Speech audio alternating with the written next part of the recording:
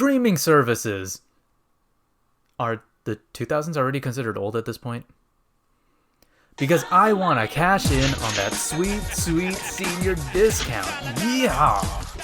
You'll just see me go into an IHOP or Denny's and I'll just look them dead in the eyes, flash my ID, and demand for that discount. If these young kids are calling people my age old, then gosh darn it, I want reduced prices for my pancakes. I'm not having it anymore. I've noticed a trend recently and was wondering if any of y'all have seen it either. This can be a bit of a short talk, but hope y'all have fun. So Paramount Plus is a new relaunched service that began its function in March of 2021. For starting off, I think it has a pretty solid lineup. You have these collections from various networks such as CBS, BET, Comedy Central, MTV, Smithsonian, and Nickelodeon. First of all, they're no different than cable packages. If you get HBO Max, then you have access to nearly all of Cartoon Network. If you have Disney Plus, then, well, it's Disney. That in and of itself has brands collected because you have classic Disney, Pixar, Marvel, Star Wars, and National Geographic, baby. I mean, come on, don't you want to see all these animals getting their freak on? Yeah! You also have other services too, like Netflix, which, I mean, it's Netflix. There's tons of network brands there too. Don't get me wrong, like it's Netflix. Don't forget about Discovery Plus. Anyone? No? And more, it just feels like people are paying cable over again, but in exchange for convenience. Which, that's not a bad thing, mind you, but it makes it really easy for networks and services to really take advantage of that.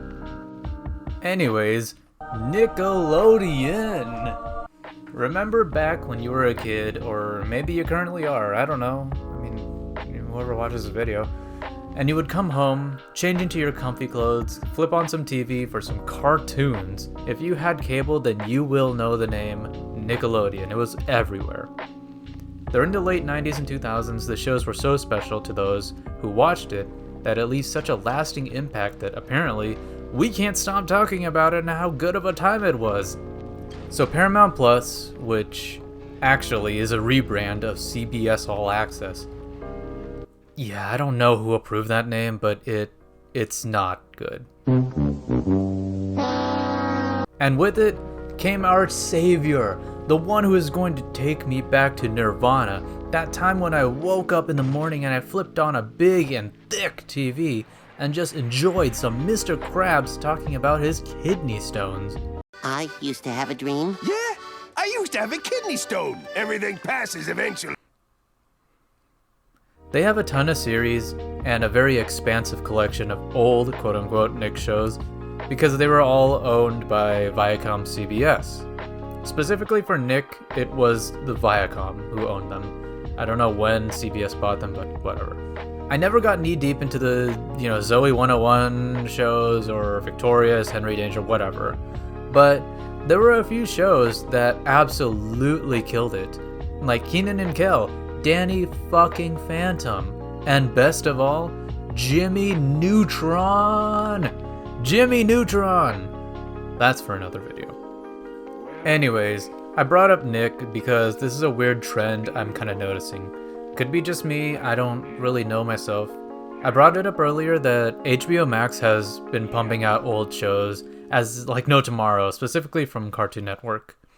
It almost seems as if these services, Netflix, HBO Max, Discovery Plus, Paramount Plus, etc., are all just unleashing all these old shows that no one, up until the last few years, have been able to access.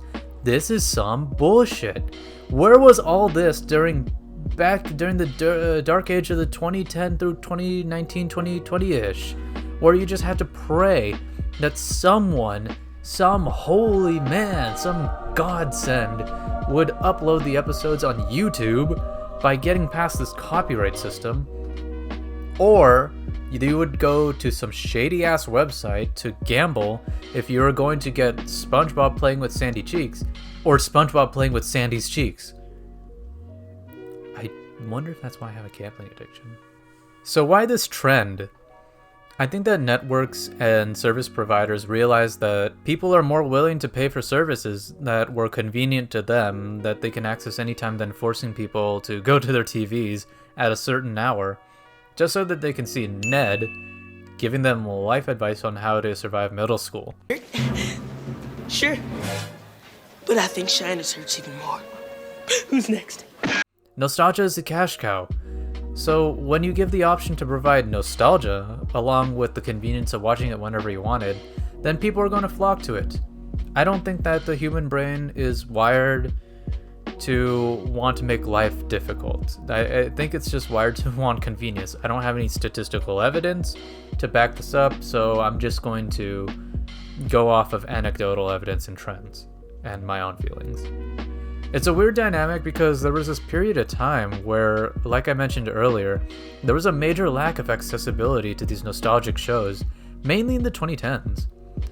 So were these networks holding back these shows so that they can build hype by the time we're, in our mid-20s and we can reasonably afford it, that we crave the nostalgia so much that we just give in and pay to these networks or services, whatever? I don't know. Again, all this is just my opinion. This is just kind of a short little quick commentary on this. It's nothing much else. I hope you guys enjoyed the video. I hope you guys enjoyed listening to me ramble for a solid, I don't know how long this was. Thank you so much for watching. I actually really enjoyed just kind of spitting out whatever. Like the video if you like the content. Subscribe if you like the content and want to see more. Ring the notification bell. It's free. You can unsub anytime. It will greatly help me out, and it will honestly give me more motivation to give content to you guys. So thank you everybody for watching, and I'll see you guys soon.